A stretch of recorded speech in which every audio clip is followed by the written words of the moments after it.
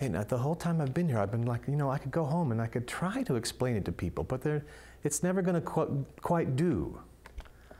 I was kind of astonished by the history here, and I have great respect for the Lunts and the choices of the life they led and the legacy that they left behind of mentoring and this gorgeous place that they return to every summer to revive and retreat. And it's something that is so foreign to me because, you know, it's always about getting the next job and working very hard, and I'm lucky if I even get a vacation year after year. And coming here, I realized how important that is, to be able to be fully available to your next project with an open mind. And I think that will partly change me in a way, trying to kind of emulate in a much smaller way the way they kind of developed friendships and the importance they put on them and the importance about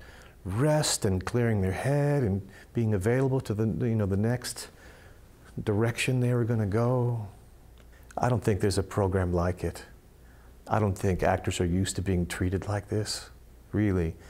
And we're just not used to that. We are just not used to being treated like that. We're usually, you know, the low end of the totem pole in the artistic hierarchy quite often.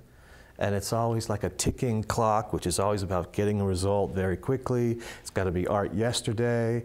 And here, we've been able to come here and breathe and not think about a finished result and just explore and talk about language and talk about ideas.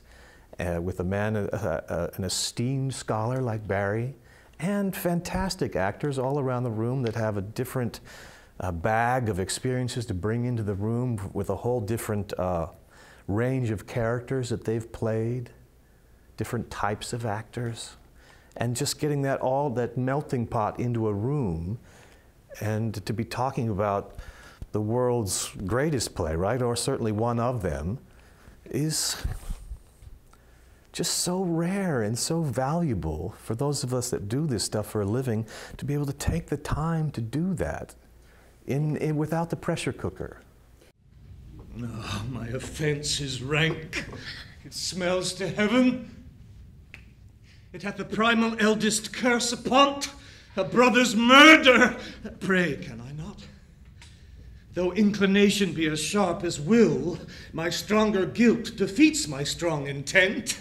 And like a man, to double business bound, I stand and pause where I shall first begin, and both neglect.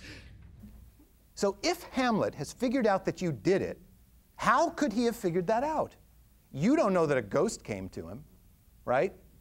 Wait a minute, I committed the perfect crime. How is it possible that this guy knows that I did it? There's only one explanation. I stink of it. He can smell it on me, right? So try that opening as a discovery. This time, you played it as an indictment of yourself. I stink, right? But actually, it's, holy crap, he smelled it on me, right? That's interesting. Yeah, and what that'll do is that'll allow you to get into the speech here instead of coming at the speech from here. Does that make sense? Yeah, yeah. All right. So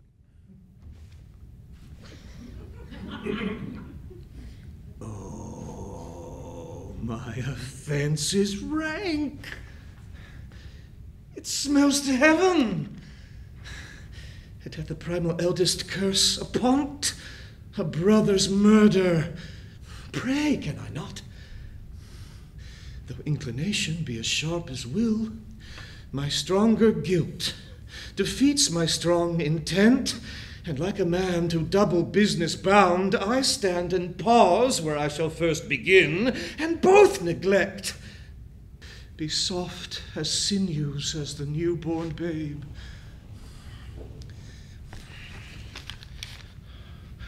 All may be well. What did you think of that, Andrew?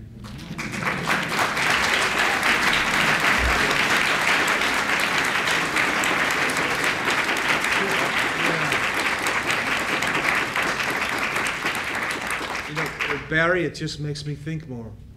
It just makes me think more for the next image, the perfect word, the right number of words for the full thought. Yeah. What could be more exciting than to watch a human being think through a problem in front of us, right? That's great.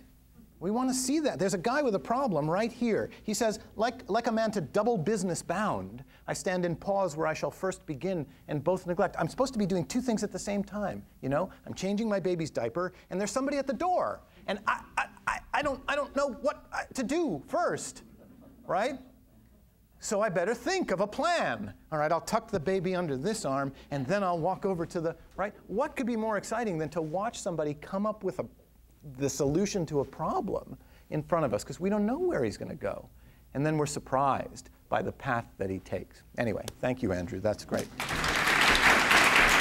And perhaps, you know, some sentence that I say while I'm sitting here with you, someone's going to see on YouTube, and it's going to make them write down the words 10 chimneys, and remember when they're in Wisconsin that they're going to have to get off that freeway and drive here and take a tour and buy something in the gift shop and tell their children about it.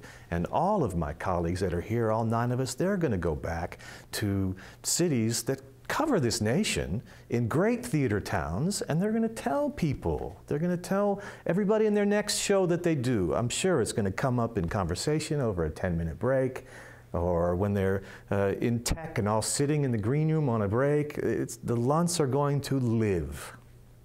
And that's the greatest part about it, is that the life they led and the choices they made, the kind of artists they decided to be, are going to be championed. And the fact that this place is still here and it survived the bulldozers thrills me. It just thrills me that it's still here. It's a miracle.